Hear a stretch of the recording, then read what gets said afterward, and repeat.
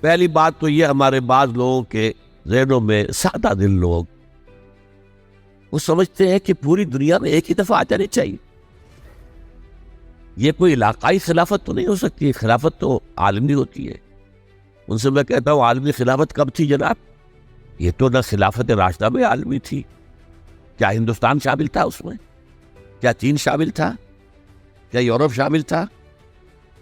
اور سب سے بڑی بات یہ، اگر ایک دم پوری دنیا پر خلافت قائم ہو سکتی تو حضور کے دست مبارک سے ہوتی، لیکن نہیں ہوئی.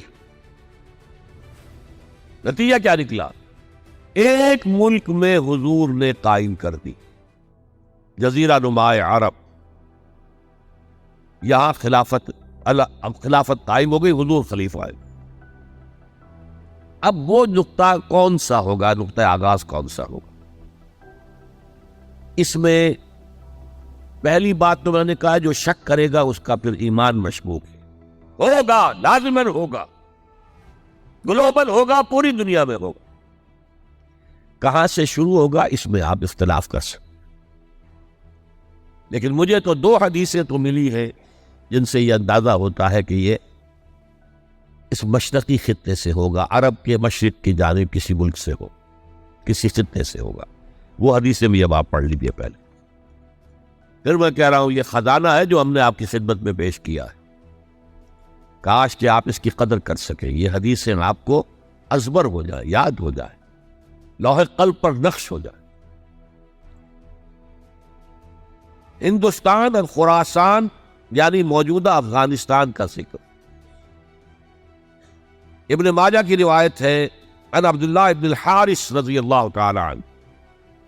حضرت عبداللہ ابن حارث فرماتے ہیں رضی اللہ تعالی عنہ کہ حضور نے ارشاد فرمایا مشرق کی طرف سے وہ فوجیں نکلیں گی، لوگ آئیں گے جو عرب میں مہدی کی حکومت قائم کریں. یہ مہدی کون ہوں گے اس کا ذکر میں ذرا بعد میں کروں گا، لیکن نوٹ کر لیجئے کہ مہدی سے پہلے لازماً کسی مشرقی علاقے کے اندر وہ نظام قائم ہو چکے گا، تب وہاں سے فوجیں آئیں گی. یہ مشرق کون سا ہے؟ عرب کے مشرق میں آپ چلیے، ایران بھی آ جائے گا، افغانستان بھی ہے، پاکستان بھی ہے، اور اگر اسے اور توسیع دیں تو ہندوستان بھی ہے.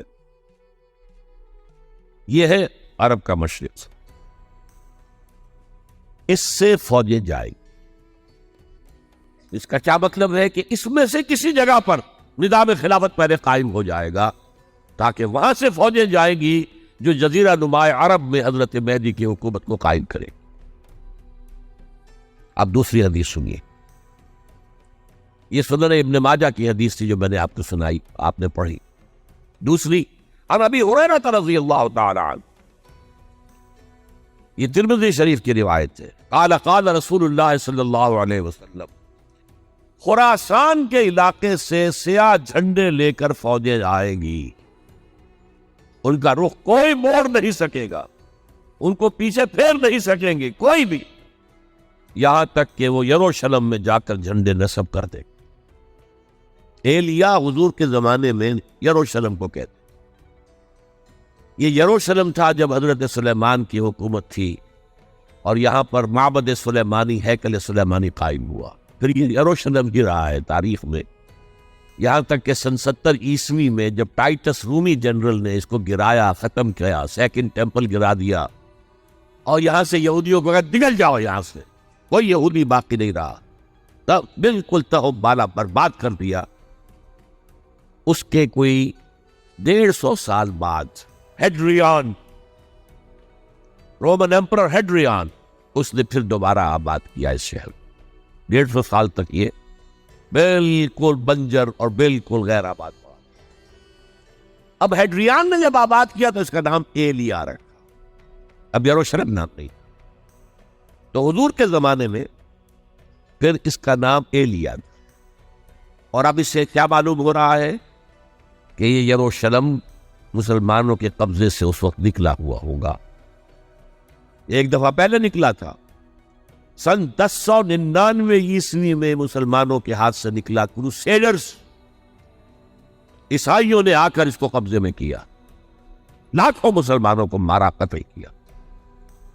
اس کو 1187 میں واپس لیا ہے. کس نے لیا ہے؟ صلاح الدین ایوبی کرد. عرب کھوکھلے ہو چکے تھے، عربوں نے کھویا، واپس نہیں لے سکے. بہت حکومت کر چکے تھے، 400-500 برس کی حکومت کر کے، اور ان کے عیش اور ان کے آرام اب ان میں جان نہیں تھی کہ وہ واپس لے سکے.